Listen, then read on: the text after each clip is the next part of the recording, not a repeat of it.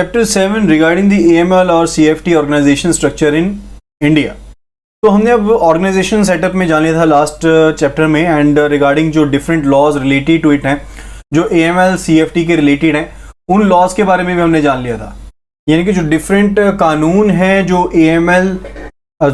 Money laundering को and financing of terrorism के साथ कंसर्न कर रखते हैं, उनको एड्रेस करते हैं, उनके बारे में जाना था। सो सूटेबल ऑर्गेनाइजेशन सेटअप भी ज़रूरी है ताकि ये जो कानून है, ये जो एक्ट है, इनको इम्प्लीमेंट भी किया जा सके।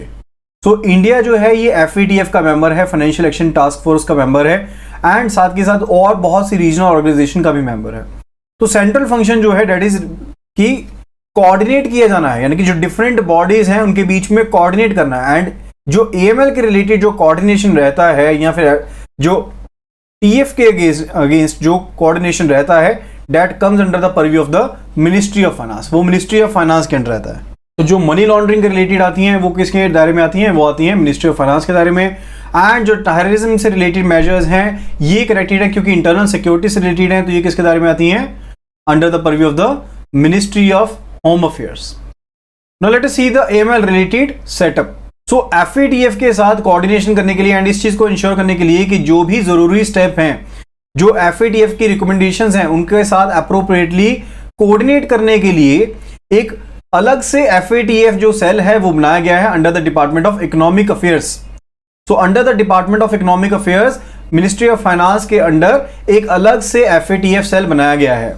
ये जो सेल है, जो भी टास्क रहती हैं, यानी कि जो भी जब FATF के द्वारा इंडिया को इवेल्युएट किया जाना है, या फिर जो रीजनल बॉडीज हैं उनकी जो रिकमेंडेशंस हैं, उनके रिगार्डिंग जो भी डाटा चाहिए, उनकी इंप्लीमेंटेशन जो PMLA में की जानी है वो किसके द्वारा की जाएगी?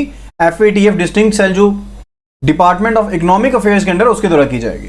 तो ये सेल इस चीज का ध्यान रखेगा कि इंडिया की जो असेसमेंट हो इवेल्यूएशन के दौरान, या कि जो इवेल्यूएशन प्रोसीजर है FATF का, तब इंडिया की असेसमेंट हाई लेवल पर रहे। क्योंकि इंडिया अगर सही मायने में स्टैंड करेगा, सही मायने में वैल्यूएशन आएगी, तो वो उन चीजों का इफेक्ट पड़ता है इंटरनेशनल फाइनेंशियल मार्केट्स के ऊपर। Then it is ministry of finance FIU India.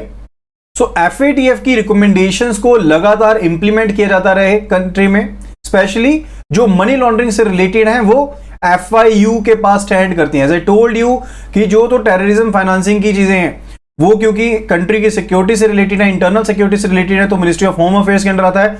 लेकिन जो मनी लॉन्ड्रिंग से रिलेटेड है वो FIU के अंडर आता है, यानी कि मिनिस्ट्री ऑफ फाइनेंस के अंडर आता है।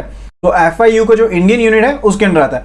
सो FIU इंडिया को एस्टैब्लिश किया गया था इन नवंबर 2014 under the department of revenue in the ministry of finance.